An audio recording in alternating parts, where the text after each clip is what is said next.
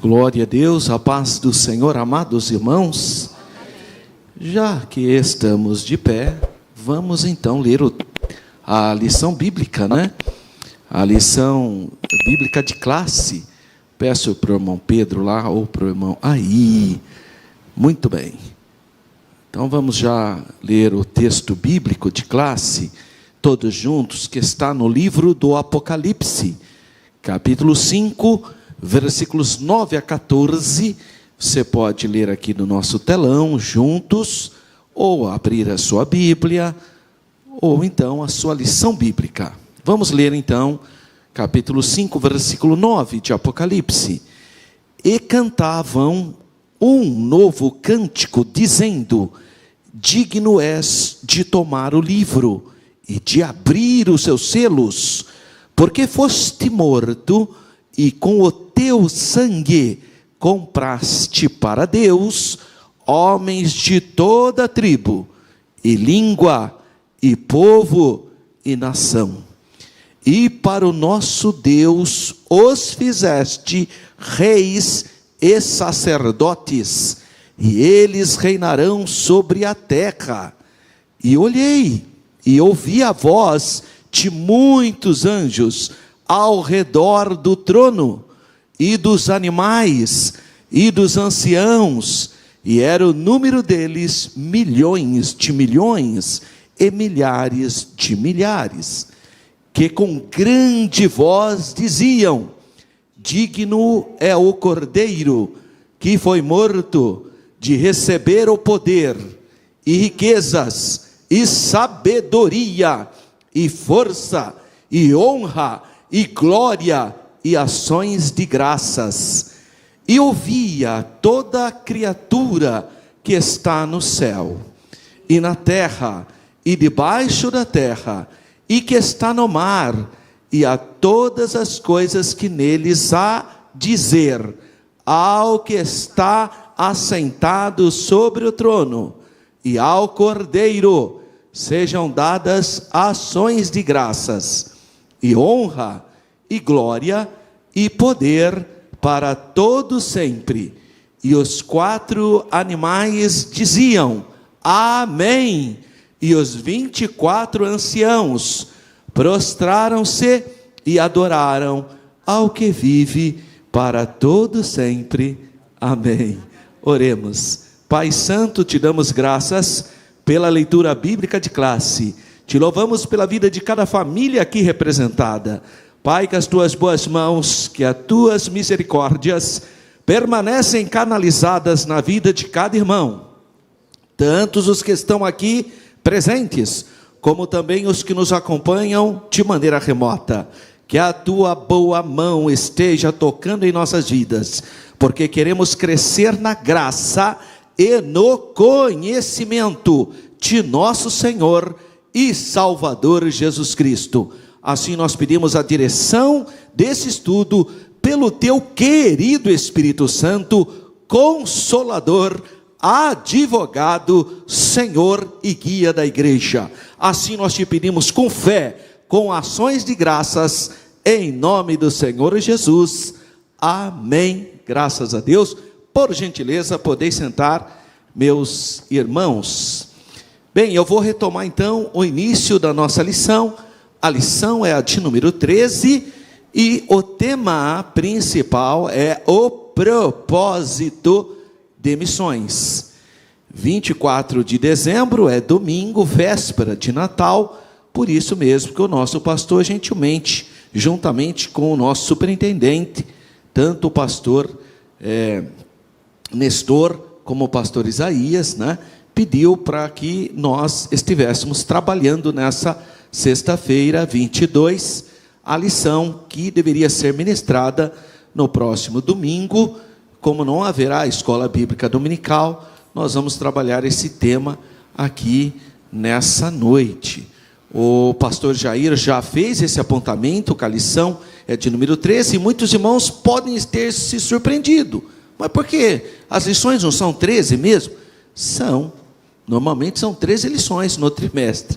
Mas, excepcionalmente, esse trimestre, o último, né, ele também tem a lição 14. Então, por isso que nós estamos na 13, né? Teve alguém que falou, não seria a 12? Não, a 12 já foi no último domingo que o pastor Nestor ministrou. Qual é o texto áureo? O texto principal, o texto maior dessa lição de número 13. Está em 1 Coríntios, na primeira carta que o apóstolo Paulo escreveu aos Coríntios, ou a Corinto, que na época era a capital da província romana da Acaia, que é a atual Grécia. Só que hoje a capital da Grécia é Atenas, não é Corinto. Mas na época era Corinto, o porto de Corinto. Capítulo 9, versículo 16, diz assim: porque se anuncio o evangelho, não tenho de que me gloriar, pois me é imposta essa obrigação, e ai de mim, se não anunciar o evangelho. Então esse é o nosso texto principal.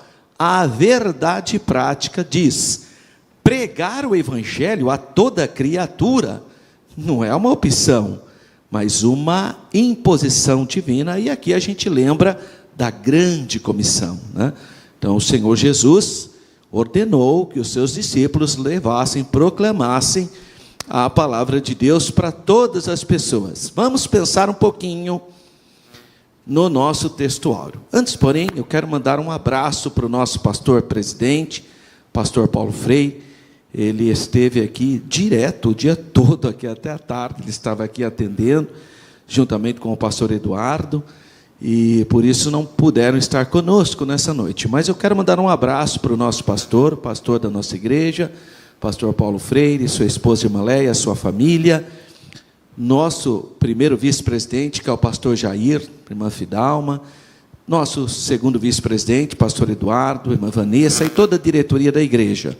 E aos nossos superintendentes que estão aqui, pastor Nestor, pastor Isaías Queiroz, e quero mandar um abraço especial para os meus pais. Meus pais, eu fiquei nessa tarde de passar lá em Jundiaí, na casa dos meus pais, mas eu tive uma série de representações hoje e não foi possível, mas eles estão nos acompanhando. Então um abraço para o senhor pai, mãe, se Deus permitir, semana que vem estou aí, porque eu não deixo passar mais que 15 dias sem ir na casa do meu pai e da minha mãe.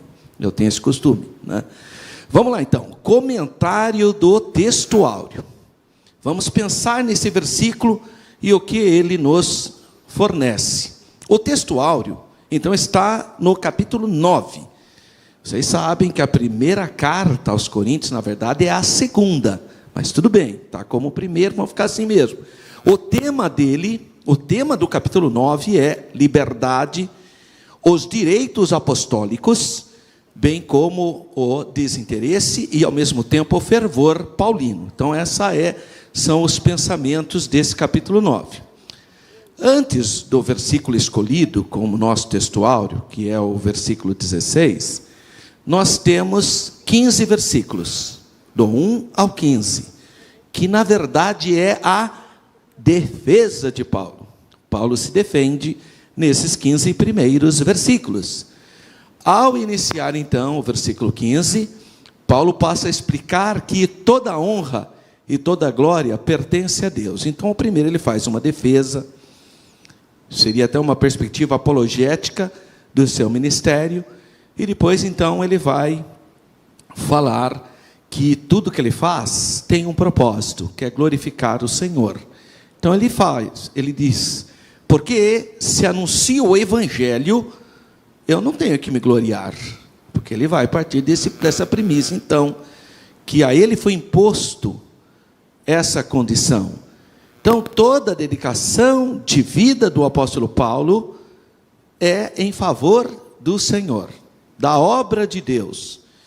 Isso é a maneira do crente gloriar-se no Senhor. Então, ele faz com a perspectiva de estar fazendo para Deus. Essa é a percepção dele. Então, trata-se de uma expressão de uma certa satisfação dele, de alma, e que nós temos que ter também. Ter prazer nas coisas de Deus. Ter prazer de conhecer ao Senhor e ser conhecido pelo Senhor. Ser conhecido por Deus e conhecer a Deus. Então ele está falando de relacionamento íntimo. Alguns teólogos chamam isso de relação mística do corpo. Eu não gosto muito da palavra mística, né? Então a gente prefere falar comunhão profunda. Prefere uma expressão, mas eu entendo quando aparece essa ideia de comunhão mística, né? Eu até consigo entender. Que seria o equivalente a isso, uma profunda comunhão. Essa expressão, então, é uma expressão de grande estima pelo Senhor, do reconhecimento, que somente nele é que podemos gloriar, só em Cristo, porque Ele é aquele que nos doa os dons, a vida, a inspiração.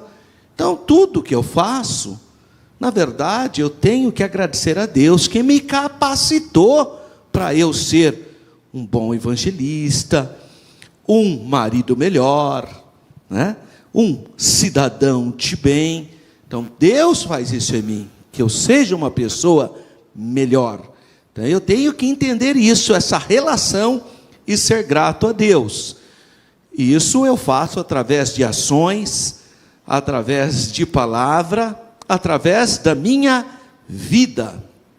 Então, o senhorio de Cristo é exclusivo.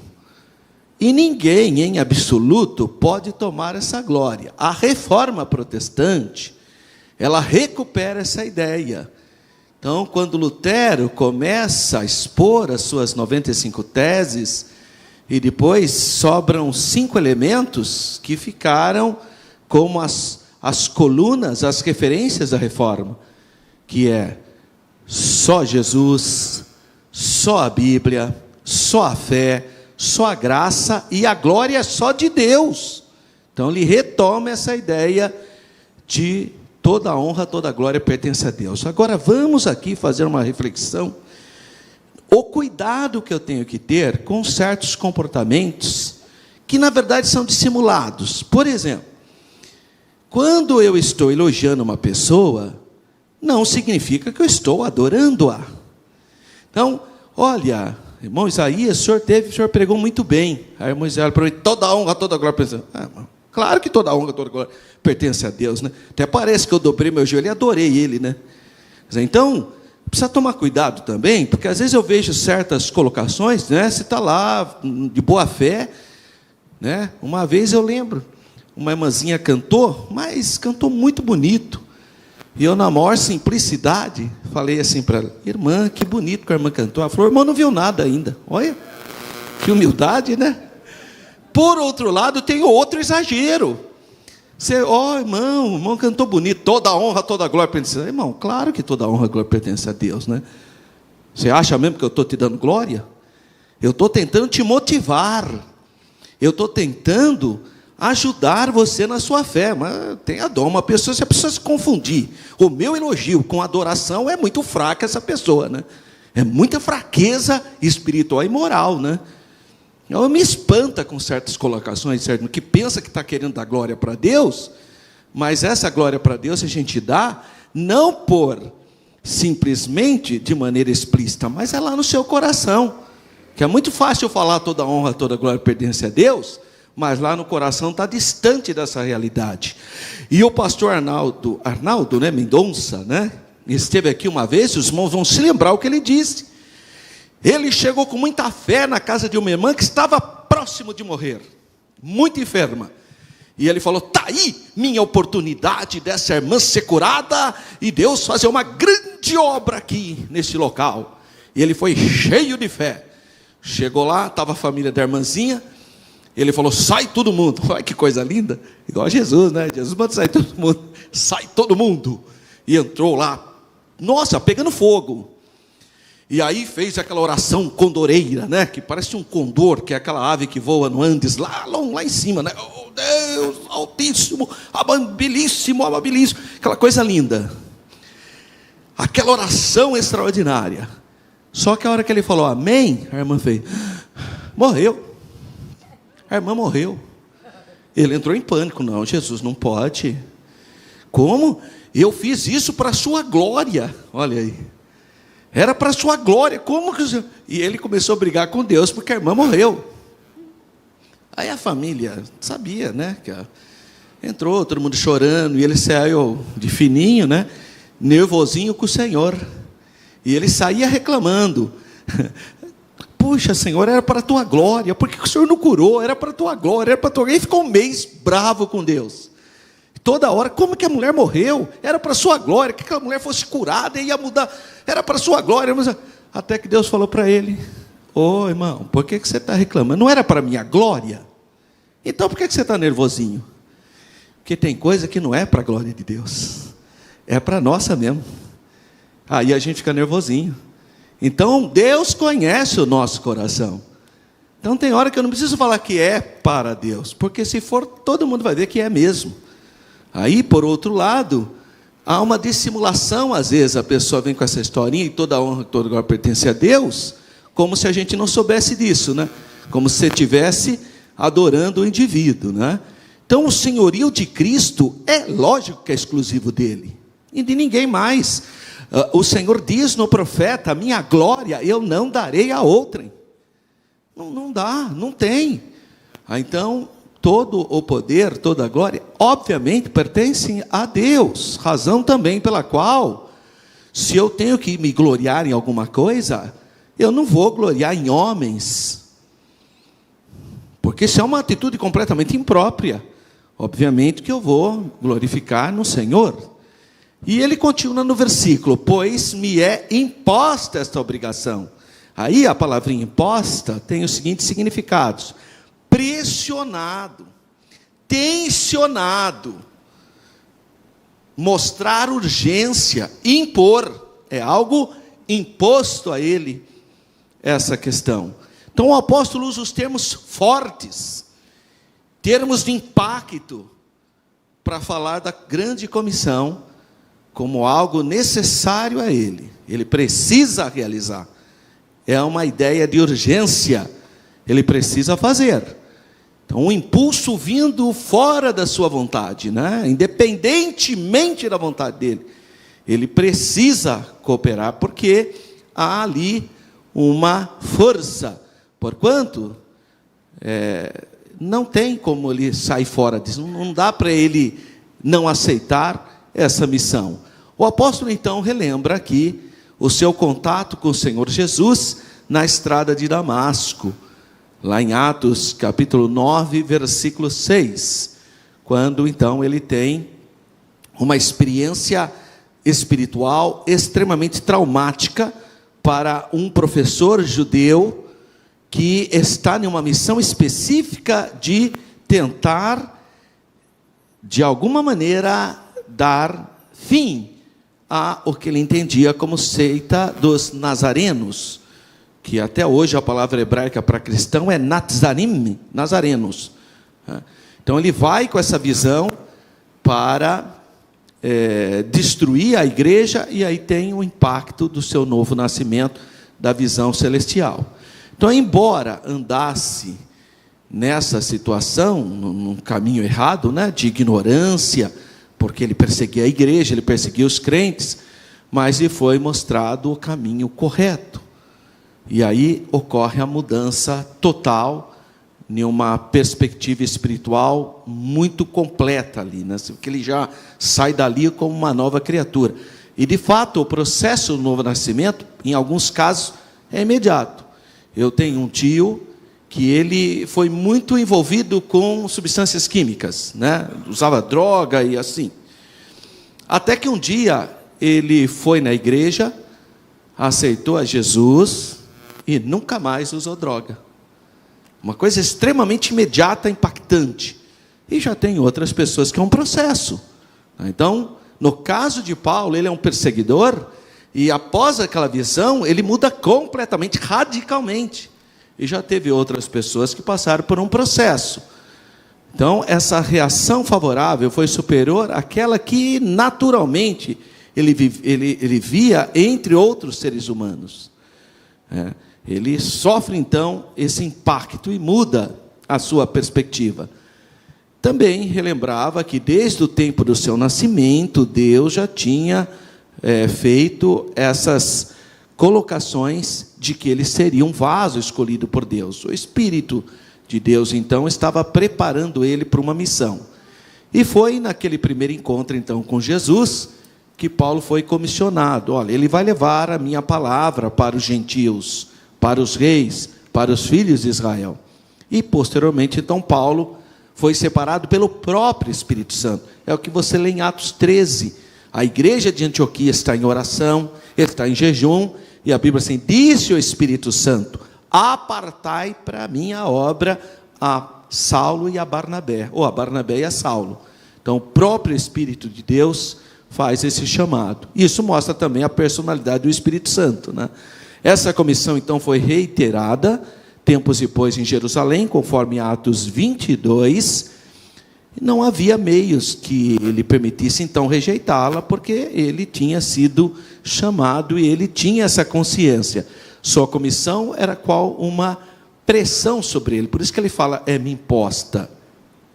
E finalmente, a parte B do versículo diz, e ai de mim, se não anunciar o Evangelho.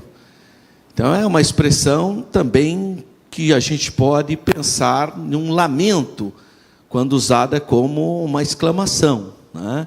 A forma, então, substantiva significa a ideia da calamidade.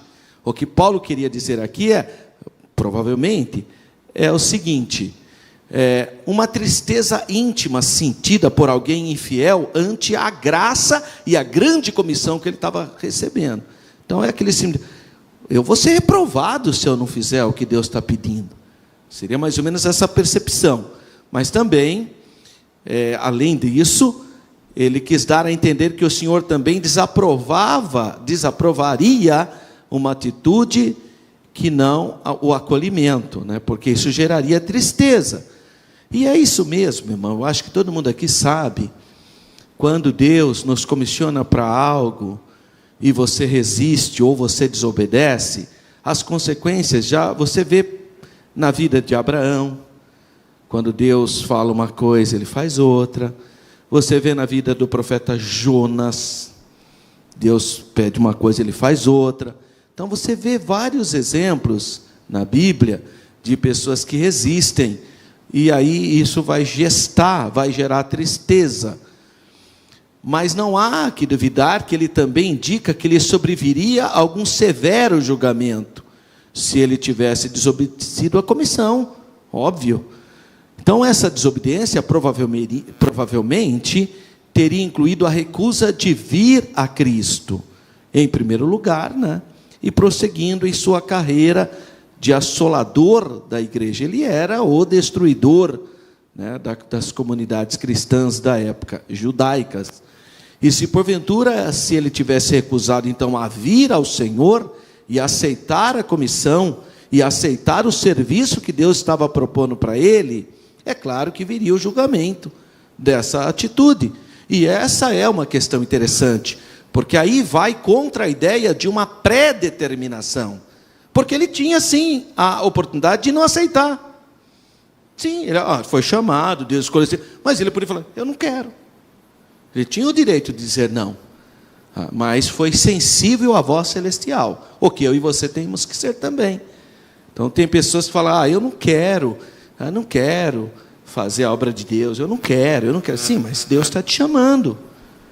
Então atenta para a sensibilidade, porque a nossa vida é efêmera e o nosso bem-estar, a nossa alegria tem muito a ver com as escolhas que a gente faz. Então faça as escolhas certas, tenha sensibilidade espiritual, e essas condições então você pode ler em 2 Coríntios capítulo 5, versículo 10. O que diz 2 Coríntios capítulo 5, versículo 10? Que todos nós vamos ter que nos apresentar ante o tribunal de Cristo para ser julgado. Esse é o tribunal de Cristo, não é o trono branco lá do grande julgamento. Isso é um julgamento para serviço cristão. E aí seremos julgados pelo que fizermos através do corpo. É isso que aponta 2 Coríntios capítulo 5, versículo 10. Então é um versículo que mostra uma urgência de ele acolher o chamado de Deus e colocar em prática, não simplesmente ficar como alguns vão levando a ordem de Deus pela barriga, né? Vai empurrando, Deus está chamando, e o camarada está empurrando, e Deus chamando, e ele empurrando. Não, ele não vai resistir, ele vai acolher a proposta, a vontade de Deus. E isso gera em nós qualidade de vida, porque você está no centro da vontade de Deus, você aceitar fazer a escolha correta, isso abre uma série de portas, tá? Você é muito abençoado. Então a introdução da lição, ela fala que o propósito da igreja, o propósito dela nesse mundo, é proclamar a mensagem da salvação. Aí nós temos que ficar atentos, porque existem muitas maneiras de levar essa mensagem. Agora, precisa tomar cuidado para a gente não desviar da mensagem, porque o que às vezes acontece? Começa muito bem, pregando aquela mensagem, mas daqui a pouco vira uma instituição, uma sociedade, um clube, uma coisa meio estranha, deixa de ser essencialmente o corpo. Aí vira, em alguns casos, até parecido com um negócio. Às vezes até parecido com uma empresa. E aí precisa tomar cuidado, para não se perder nesse caminho. Então, qual é o propósito da igreja? Pregar. Portanto, a igreja que não evangeliza, em breve deixará de ser evangélica. Se ela não evangeliza, ela logo deixa de ser evangélica. Porque a essência nossa é levar o evangelho. E como que eu prego? Como que eu levo essa mensagem da salvação? Bom, no mundo como o nosso hoje, uma das coisas que traz mais efeito é minha vida. A maneira que eu trato o meu cônjuge, a maneira que eu estou educando meus filhos, a maneira que eu me relaciono no meu emprego. Hoje, esse é um dos fatores mais fortes de evangelização, é a sua vida. Hoje é o que está valendo, né? Então não é só blá, blá, blá, como a gente vê muito por aí, né? Muita gente falando um monte de coisa. Recentemente teve um irmão que deu um estudo bíblico sobre prosperidade, e falou que você tinha que semear, maior pressão. E os irmãos ficaram observando a hora que ele foi dar a oferta. Ele deu R$2. É ruim, hein? Então, prega uma coisa e vive outra. Se é tão assim, então semeia também. Então, a questão da vivência, de você viver o que você prega, isso é muito forte para as sociedades ocidentais hoje. Não é só discurso. Então, nós não podemos perder a ideia do propósito. Qual é o propósito da igreja? Precisa saber, irmão, senão você está gastando muita energia em algo que não vai trazer resultado algum. Então, quando eu fico, irmão, então nós não estamos gastando muito tempo em ensaio do coral? Não, se o coral for cantar hinos de evangelização, porque não pode começar a cantar hino que não tem nada a ver. Irmão, não estamos gastando muito tempo? Não, se o objetivo é pregar a palavra de Deus, está tudo certo. Uma coisa não mexe com outra. Agora, precisa saber qual é o objetivo, né? Não adianta se for fazer apenas por uma apresentação, aí realmente está perdendo tempo. Então, qual é o objeto? Tudo que nós estamos fazendo, se a gente tem uma visão de expansão do evangelho, está dentro da perspectiva de proclamar a mensagem da salvação. Isso está claro na palavra de Deus, que mostra que a missão da igreja envolve um propósito global, e por todo o mundo. Toda criatura deve ouvir. Agora, irmão, nós sabemos que hoje todo mundo tem acesso à mensagem. Você pode onde você quiser. Hoje com esse celular aqui, irmão, é uma coisa tremenda. Todo mundo, alguma coisinha. Todas as vezes que eu viajo para algum outro país, alguma coisa, eu fico atento nas redes de televisão, nas propagandas. Qualquer país que você vai, você vê um pregador lá pregando, na língua daquele país. É impressionante. Então, através de satélites, tanta coisa. Hoje nós temos uma pregação bem global.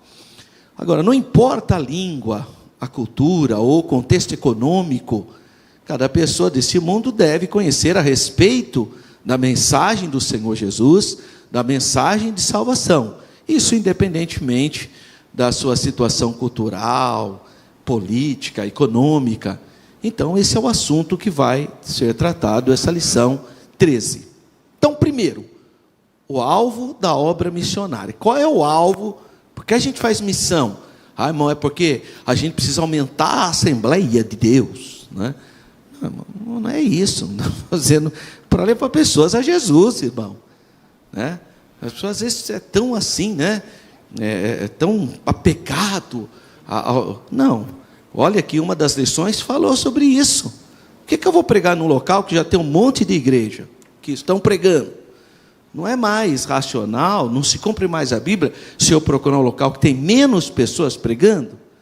Não é essa a vontade de Deus? Porque não está cheio de... né?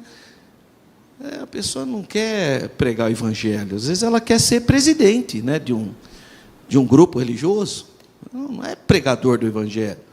Então, alvo da obra missionária. Quem é alvo da obra missionária? Então, 1.1. Qual é o fundamento o fundamento da realidade salvífica? Nós já cantamos aqui essa ideia. Em uma leitura atenta do livro de Apocalipse, que foi objeto da nossa leitura inicial, você percebe o propósito de Deus em redimir a humanidade, que começa então desde o livro de Gênesis, capítulo 3, versículo 15, que já é uma profecia messiânica. No mês de dezembro, o mundo ocidental celebra o nascimento de Jesus. Não precisava ser nem em dezembro, podia ser qualquer mês, mas já que é dezembro, a gente faz em dezembro mesmo. Mas é importante nós entendermos que o nascimento de Jesus é cumprimento profético. É por isso que os anjos se alegram, né? Glória a Deus nas alturas, parece um coral cantando. Os pastores se alegram. Maria, quando descobre que está gestante, ela fala: minha alma se alegra em Deus, o meu Salvador. Isabel se alegra. Os reis magos se alegram. E tem gente hoje que fica triste, mas é muita fraqueza espiritual, né? Para agir dessa maneira. Que a ideia... irmão, mas é que eu não gosto do mês de dezembro. Mas isso é um outro assunto, irmão. A temporalidade, calendários, é uma coisa humana. Então, não sabe, a pessoa às vezes se apegado, né? Como se fosse... Não, irmão, é o fato, o verbo se fez carne. Isso é motivo de júbilo, de glorificação a Deus. Se cumpriu a profecia de Gênesis, capítulo 3, versículo 15. Deus se fez carne. Então é motivo de júbilo, irmão, não tristeza. Todo mundo se alegra, você fica triste? Porque enfiaram na sua cabeça conceitos equivocados? É ruim, é? Então, a ideia do livro de Gênesis sendo cumprido. E ele retoma o Apocalipse 5, onde está o relato de uma multidão de pessoas que são remidas pelo sangue do Senhor Jesus. Apocalipse 5, 9. Digno és de tomar o livro e de abrir os seus selos, porque foste morto, e com o teu sangue compraste para Deus homens de toda tribo, língua, povo e nação. Todas as etnias. Olha que bonito, irmão. Por isso que eu acho estranho essa seita religiosa que vem falar comigo. Não, porque só tem salvação aqui. Eu falo, e na Coreia do Norte tem essa sua religião? Não. Então os coreanos não foram destinados para a salvação. Tem irmão que tem uma cabecinha desse tamanho. Só aqui na graça que tem salvação. Mas em tal país tem essa sua graça? Não. E aí como é que faz? Quer dizer, não consegue nem pensar. E crer é também pensar, irmão. É Jesus que é o Salvador. Agora, na Arábia Saudita, proibido ter igreja. Como é que faz? Então, ninguém tem salvação lá? Claro que tem, irmão. Porque Jesus é o Salvador. Organizações humanas, né? Então, todos os povos, toda a nação. Isso é uma palavra muito importante. Que, irmãos, existem países hoje fechados. Você não pode organizar uma igreja, não pode nada. Mas está cheio de gente salva lá. Porque Jesus salva. Por isso que ele fala, todos os povos, nações, vai ter, irmão. Isso aqui é o resultado produzido pela obra de Cristo no Calvário. A obra redentiva de Jesus, essa é uma mensagem poderosa. Então tem muitas pessoas que não podem falar que aceitaram a Jesus. Elas ficam quietinhas lá, camuflada no meio daquele mar de, às vezes, idólatras, às vezes de outros. Mas ela foi lavada pelo sangue de Jesus. Ela foi transformada. E na eternidade nós vamos ver isso. Então, nesse sentido, anunciar essa realidade salvífica para todo... Nós temos que pregar o Evangelho. Irmão, o Evangelho tem poder. Tem poder. Nós não podemos perder esse foco. o sacrifício expiatório de Jesus, o grande amor de Deus, pregar para as pessoas se arrependerem, nós temos que pregar o Evangelho. Porque essa mensagem é poderosa para a salvação das pessoas. Mas há um propósito global. Toda a humanidade. E aqui a gente usa o ecumenos, a palavra ecumenismo. Todo o mundo habitado. Em Mateus, capítulo 28, versículos 18 a 20, a palavra toda traz a ideia, então, a mesma, encontrada em Apocalipse 5, que tem a ver com todas as etnias. Então, é um princípio universal, fazer missão. Fazer missão é para todos os povos. Nesse caso, pregar o Evangelho a todos os povos, para resultar o quê? Conversões das pessoas. Eu vejo muitas vezes a pessoa que não tem Jesus, que vive nesse mundo obscuro da internet, e acaba se envolvendo com grupos que acham que são racistas, e acha que a raça dele é superior. Uma bobagem. Que é raça, é humana. Qual é a raça? Humanidade é a raça. Agora, existem etnias. Não existe raças. Essa expressão são povos, nações, etnias. Raça é humana. Raça, humanidade. Então, os povos são convertidos pelo poder de Deus, e essa é a vontade de Deus, que todos os povos, nações, e isso eu acho bonito, porque tem gente que quer destruir a cultura dos povos. Então o missionário vai num país africano, quer que ele seja igual a nós, brasileiros, de paletó e gravata, pensa que cabelinho. Pare, irmão.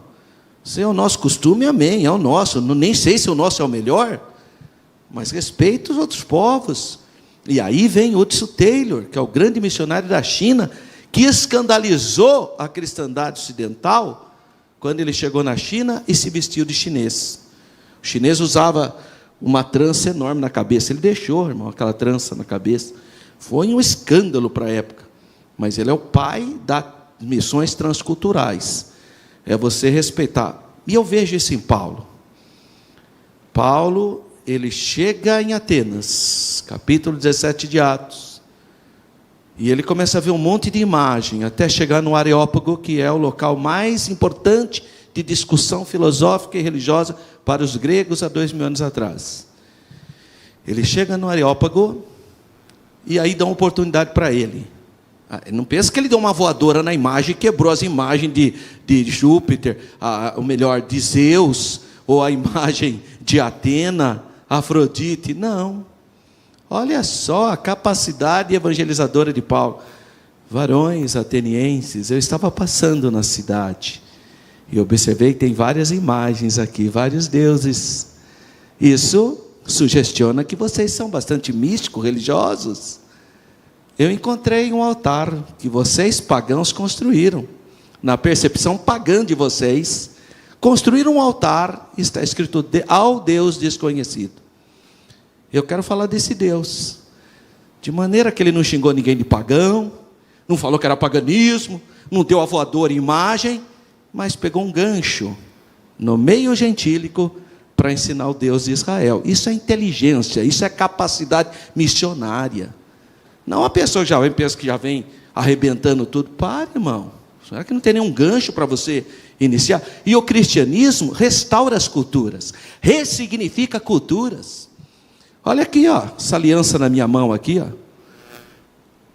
Dá uma estudadinha na aliança para você ver de onde veio isso. Egito, símbolo do amor eterno da deusa Ísis. Ninguém sabe disso hoje. Claro, vocês não são historiadores, ninguém é obrigado a saber. Mas no cristianismo a aliança foi ressignificada. Ninguém pensa em Ísis. Eu penso no compromisso que eu tenho com a irmã Renata, minha esposa. Eu penso no Deus da Bíblia, que é um Deus de aliança, que faz a aliança do Sinai e faz a aliança do Calvário. Mas se eu for quadrado, obtuso, que nessa gente da internet, você teria que jogar sua aliança fora, porque seria paganismo também. Está vendo a fraqueza mental de quem não conhece história? E acha que pode vir numa dividida teológica? As coisas não são assim. Paulo, então, ele sabe pregar. Ele pega um altar no mundo pagão, dedicado ao Deus desconhecido, e começa a pregar. Eu tenho dúvida se esses pregadores que falam essas coisas aí, faria isso que Paulo fez. Ele já vinha chutando tudo, gritando, xingando. Tadinhos, né? Mas não é assim não. A Bíblia nos ensina a fazer missões com inteligência e respeitar as culturas. Se aquele povo é um povo que gosta de se agitar na hora do culto, amém, irmão, deixa eles agitar, cantar aqui naqueles irmãos da África. A gente não tem esse costume, porque nós herdamos uma cultura evangélica sueca. Então, irmão, o nosso culto na Assembleia de Deus é mais sueco, nordestino, né? A influência nordestina no nosso culto é banda. A gente gosta de sanfona. Claro, a maior parte dos nossos pastores vieram tudo do Nordeste. E está tudo bem, é a nossa cultura. Agora, irmão, tem outras denominações que vêm de outra cultura. Então, vê que as igrejas que foram influenciadas diretamente dos Estados Unidos, elas batem palma, elas se agitam mais. Está tudo certo, irmão. Agora, não dá para acontecer o que aconteceu comigo. Embora eu talvez também não agi correto, né? Cheguei lá para visitar uma igreja, que era uma outra denominação. Aí os irmãos começaram tudo balançar, bater palma. Eu não tenho esse costume, eu sou da tradição da Assembleia de Deus. Então eu fiquei quietinho ali, ouvindo o culto, irmão. Não estava criticando, não estava fazendo nada. Só que eu não estava batendo palma e nem se mexendo. Aí a pastora pegou o microfone e falou: eis que vejo um sorvete. Eu falei: sou eu, só pode ser eu, né? Quer ver um sorvete? Não é um sorvete, é que eu não tenho esse costume, é só isso, irmão. Sabe? Essa fragilidade. Eis que vejo um sorvete. Falei: é só eu, deve ser eu o sorvete, né? Porque eu não estava batendo palma, não estava. Tá, irmão, para. Esses elementos culturais. Nós temos que respeitar as culturas. Cada um tem uma cultura. Já viram as igrejas em Apocalipse? São 7. 7 igrejas. Tem igreja que é fiel, irmão. Pega a Filadélfia, que bênção. Tem igreja complicadíssima. Laodiceia. Só que Jesus se apresenta como sendo a igreja dele. As 7. Uma diferente da outra, mas as 7 são de Jesus. A Bíblia diz que Jesus está no meio delas. Então, cuidado. Cuidado. Essa ideia de evangelização é levar evangelho, não o costume da igreja. É levar o evangelho, não simplesmente a denominação. É levar o evangelho, não simplesmente o nosso estilo, e achar que nós somos o máximo. Não, irmão. Essa noção de universalidade ou totalidade, ela fala a respeito do alcance do evangelho, traz a responsabilidade como parte integrante desse poderoso projeto missionário que Deus quer que todos nós façamos parte. Talvez eu nunca irei para um outro país como missionário, mas de alguma maneira eu estou evangelizando outros países com a minha contribuição. Aquela contribuição que eu ajudo, eu não vou, mas está lá o irmão lá. Então é como eu não posso ir, mas ele está lá fazendo. Pronto, irmão. Então seja um contribuinte, tenha essa visão. Diante dessa assertiva, nosso dever básico é proclamar o evangelho. E existem muitas maneiras de se proclamar o evangelho para todos os povos. 2, pregar o evangelho, a responsabilidade de todo cristão. Não é só o pastor, não é só o missionário. Não, irmão, são todos. Não, irmão, eu não prego porque eu não sou líder do círculo de oração. Sim, mas onde está escrito que é só para o círculo de oração e pregar o evangelho? Não. Todos os discípulos de Jesus estão habilitados, e isso é um fenômeno do crescimento evangélico no Brasil, que todo mundo prega. Você não precisa ficar 10 anos na faculdade para pregar o evangelho. Não. Você tem uma experiência com Jesus, você pode estar compartilhando a palavra. Então, qual é a nossa disposição? Como está a nossa disposição em levar o evangelho, que é poder de Deus, para todas as etnias? Como está essa nossa predisposição?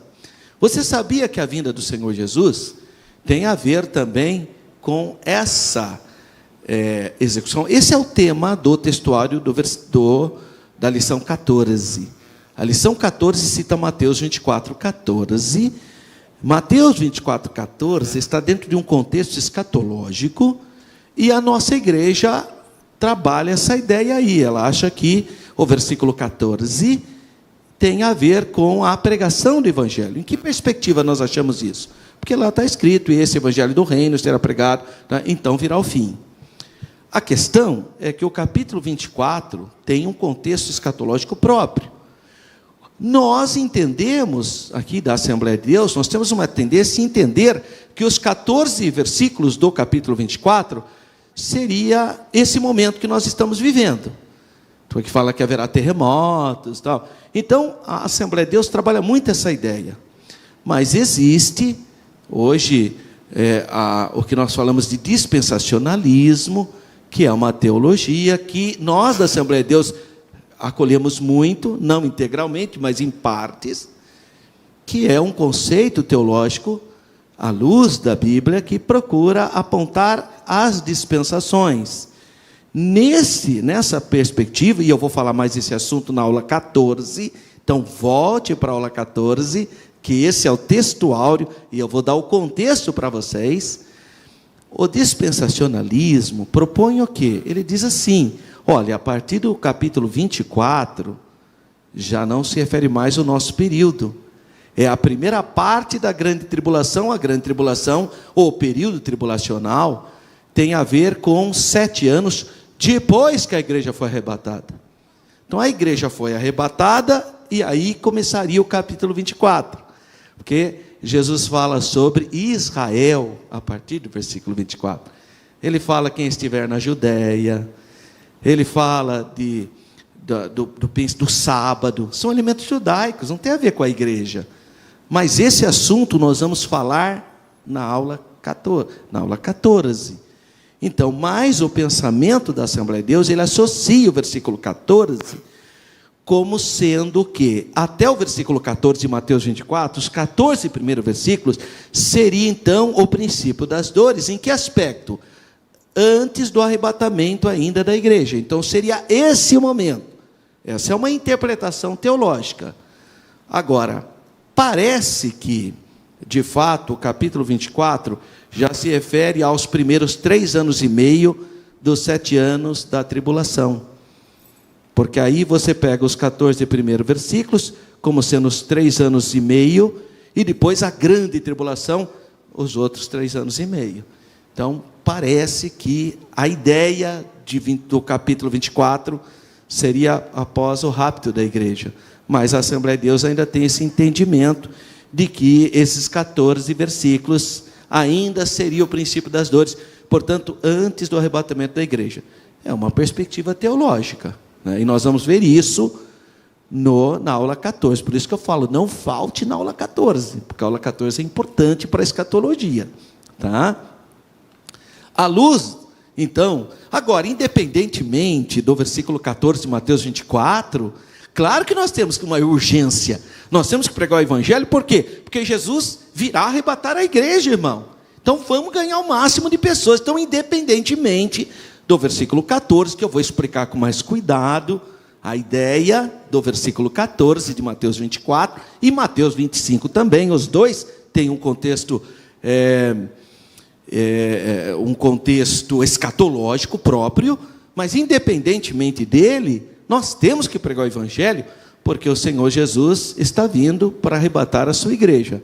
Então nós temos formado obreiros suficientes para cumprir essa comissão. Eu dou graças a Deus pela vida do nosso pastor Paulo Freire, o apoio que ele dá para a nossa escola teológica aqui, irmão. Nosso pastor tem um carinho enorme pela escola teológica, tem nos apoiado. Eu dou graças a Deus pelos professores que nós temos da escola teológica. E Deus tem abençoado a nossa escola. Se você ainda não é aluno da escola teológica, faça matrícula, vai estudar a Bíblia. É importante, faz bem para a sua alma, faz bem para você. Até porque nós somos evangelizadores, nós precisamos ter conhecimento para poder compartilhar o Evangelho. E os jovens crentes, nós temos que chamar esses jovens. Nós temos um irmão aqui na nossa igreja, que é o pastor Mateus Gama. Ele pediu para eu olhar o livro que ele preparou para jovens. Que livro bonito! Porque ele conseguiu pegar todas aquelas questões que os professores sugestionam na sala de aula contra a fé do seu filho adolescente, do seu filho que está na faculdade. Então, ele fez um trabalho muito interessante. Imagino que logo estará aí à disposição dos irmãos, mas nós temos que qualificar os nossos jovens, porque ele vem, vai na escola dominical, cresce, adolescente, chega na faculdade e desvia. O que está acontecendo? Será que não está faltando conhecimento? Será que não, o que está faltando? O que está precisando? Nós temos que criar, então, mecanismos. O pastor Eduardo, nosso segundo vice-presidente, sugestionou a criação de uma classe teológica teen, já para os adolescentes que querem estudar teologia. Por que não fazer teologia de terça e quinta à tarde, por exemplo? Porque nós temos já a classe de teologia das pessoas de terça e quinta de manhã, uma classe fantástica. Está pensando criar para esse segmento uma linguagem específica para jovens e adolescentes. Então, nós temos que pensar, são perguntas que estão sendo feitas aí. Eles enxergam a urgência desse trabalho? Eles enxergam essa urgência ou não? Estamos prontos a dar a vida por essa obra? Ou, pelo menos, estamos prontos a dar condições para que pessoas façam essa obra? São perguntas, né? Essas perguntas contribuem para nós estarmos atentos para a realidade, não ser indiferente. Porque tem gente, irmão, que acostumou a ser crente, ele não está nem aí com missão. Entra, senta, vai embora e volta. Ele acostumou. E isso é uma característica do ser humano. A gente acostuma com as coisas. E nós temos que reagir. Não. Irmão, a gente acostuma tanto com as coisas. Se você chegar na sua casa, tiver uma luz queimada, no primeiro momento você vai ficar nervosinho. Pô, a luz queimou. Meu Deus. Se você deixar uma semana a luz queimada, você vai acostumar com o escurinho. Ah, ficou mais romântico, né? Fraquezinha. Então, se você chegar na sua casa, o portão estiver quebrado, se no primeiro momento que está te incomodando, se você não corrigir aquilo, você vai acostumar com o portão quebrado. Você vai já ter até o jeito, já ter até o esquema de arrumar, de colocar o portão. Se acostuma. A gente acostuma com as coisas. Então, eu tenho que estar atento, eu não posso acostumar. Não, missão é uma realidade, nós temos missionários lá sofrendo. Se eu puder, eu vou ajudar no Natal missionário. Se eu puder, eu vou ajudar sim, são os nossos irmãos. Eu quero que eles tenham um Natal abençoado. Então, eu tenho que ter essa perspectiva, eu não posso acostumar, irmão. Então, a igreja, ela tem que atender. Porque se ela não atender o apelo divino da grande comissão, ela está pecando por omissão. Pode fazer e não faz. Os crentes, se não dispuserem a ir no campo, então, nós vamos perder a grande oportunidade que nós temos na dispensação da graça. Agora, cuidado, que tem irmãos que têm paradigmas. Irmão, eu não tenho evangelizado, porque antigamente eu ia na praça, mas hoje não dá mais para ir na praça, irmão. Entendeu? Então, entenda essas coisas também, né? Irmão, porque tinha a igreja. Meu Deus, a gente ia tudo na... Sim, mas naquela época, né, irmão? Não tinha tanto recurso, então você ia na praça mesmo. Hoje, se você for na praça, não tem mais ninguém. Eu lembro, na minha época, acho que os irmãos sabem também. Irmão, olha que fraqueza. A gente ia na praça, pleno jogo do Brasil. Fazer culto ar livre, irmão. Só nós lá na praça. Sabe essa falta de visão, irmão? Irmão, tem a dó, né? Quer dizer, tem uma estratégia. Você não quer alcançar almas? Não, mas eu tenho que evangelizar. Sim, irmão, mas o mundo mudou. Existem outras maneiras de evangelizar. Não, sabe, aquele paradão, se não for assim, eu não estou evangelizando. Não, irmão, você não está evangelizando. Aí fica bitolado naquele. Esse é um modelo funcional para uma época no Brasil. O Brasil funcionava, porque na praça, todo mundo ia para a praça antigamente. Todo mundo ia lá. Era o local, era o coração da comunidade. E hoje? Hoje as pessoas estão nesses apartamentos, irmão, hoje tem até mercado no apartamento. Se a pessoa quiser, ela entra no apartamento, ela nunca mais sai. Se ela quiser, não precisa sair mais, irmão. Tem tudo dentro do apartamento, tem academia, tem médico, tem supermercado, tem tudo hoje dentro do apartamento, irmão. E como você vai entrar? Não pode. Qual é a solução? Internet, televisão, sei lá eu. Mas não, se não for aquele culto com a banda, que dó, né? Tadinho, precisa pôr ele numa cidadinha que ainda tem isso, porque tem, né? Existem lugares ainda assim. Manda ele para lá, né? Fazer missão naquele lugarzinho, né? Está tudo certo. Mas nós temos que aproveitar essa dispensação da graça com métodos inovadores, inteligentes. E a nossa igreja em Campinas fez isso. Quando deu a pandemia, não é, pastor Eliezer? Lembra? A pandemia não tinha como pregar. Deu resposta rápida. Graças a Deus, né? Haverá um duro juízo aos negligentes. Aquelas pessoas que não compreenderam. Só que, irmão, sinceramente, eu sempre vejo de uma maneira diferente. Eu acho que é tão bom eu fazer a obra de Deus que eu não preciso ficar preocupado com o juízo. Eu tenho tanto prazer em estar no culto que eu não tenho esse problema, sabe? Da pessoa, ai, meu Deus, eu não fui no culto hoje. Não, eu vou logo para não ter esse problema. Eu não tenho esse problema. Eu estou mesmo. Tá? Agora a pessoa, coitada, sabe, fica capengando, né? E parece que é um negócio pesado. Tenho que ir, tenho que dobrar o joelho e ficar 30 minutos ajoelhado. Sabe? Não, irmão. Para começar, você não precisa ficar ajoelhado. Se você quiser vir aqui no culto terça-feira e querer ficar sentado, a irmã de Geneira deixa, né, irmã? Se você quiser vir aqui e ficar de pé ali lá no corredor, pode ficar. O problema não é a posição do seu corpo. A questão é a posição do seu coração. Como que você está diante de Deus? Não é essa, não é? Não, irmão, se eu não entrar, não dobrar o joelho e não ficar ali, que bobagem. Tudo bem, tá bom, é um sinal de reverência, claro que é. Mas Paulo fala, orai sem cessar. Como que eu oro sem cessar? Se for só de joelho? Porque tem gente, irmão, ele só ora se tiver de joelho. E tem gente que precisa pôr uma coisa na cabeça ainda, senão não se sente bem. Olha que situação. Olha que situação, irmão.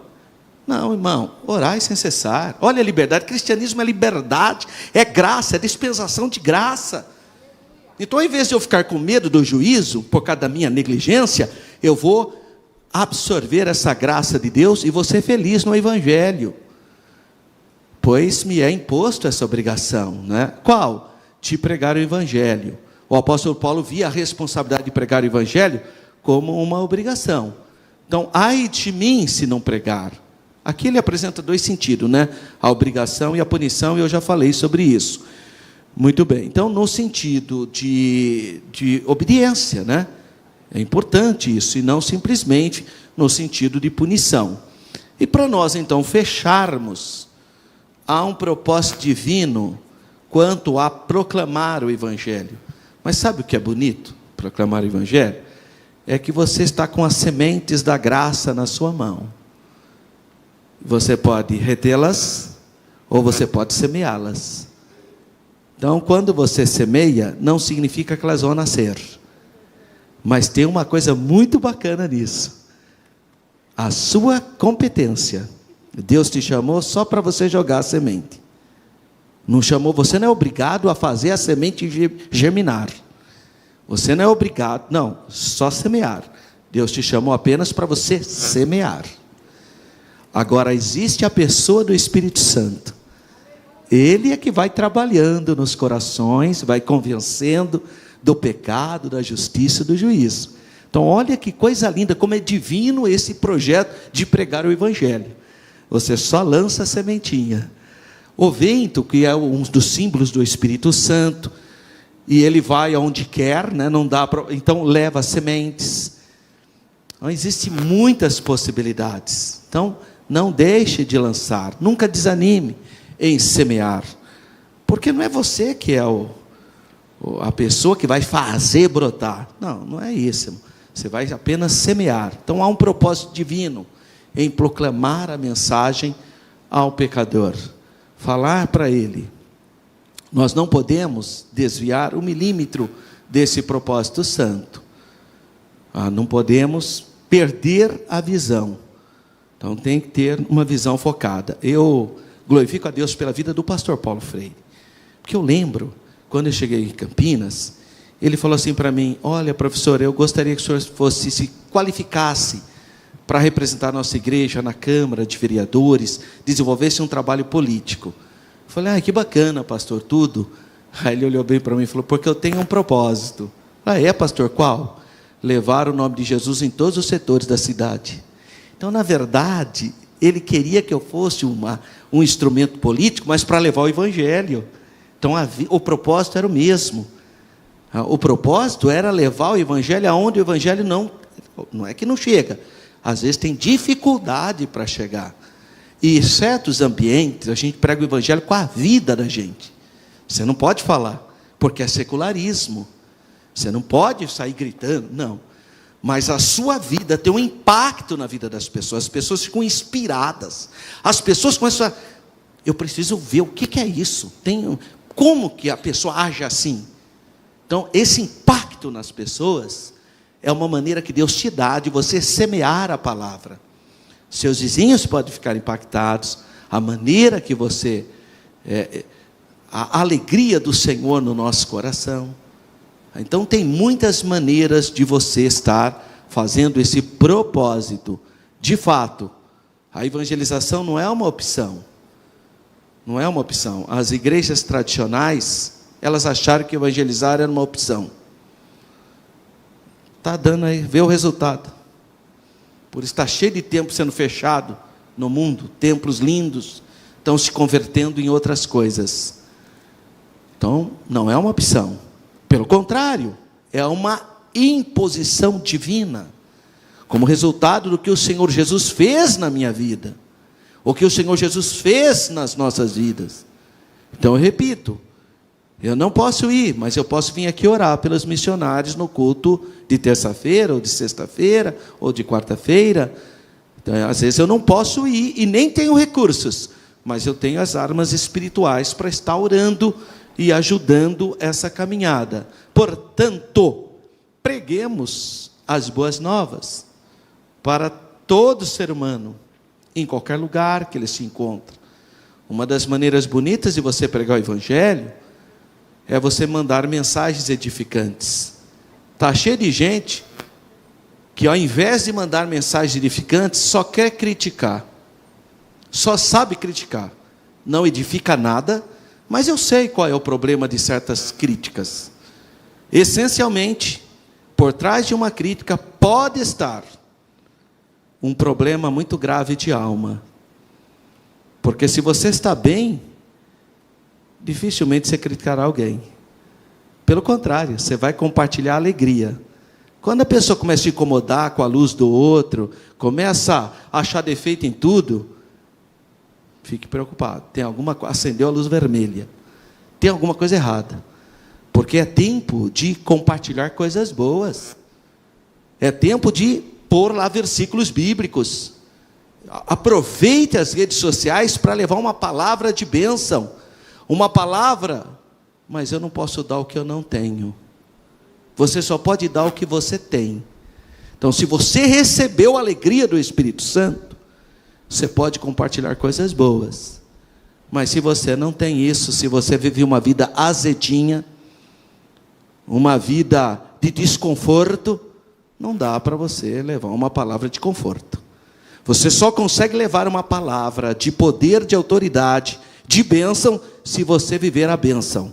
O desejo do nosso coração é que você viva plenamente as bênçãos de Deus. Que você seja cheio do Espírito Santo, para que você possa impactar a sua casa, essa geração, esse país. Amém, irmãos? Deus abençoe. Próxima sexta-feira nós teremos a nossa aula de número 14. Deixa eu pôr aqui, ó. Olha lá, é essa lição aí, ó. 31 de dezembro, né? Que seria o domingo.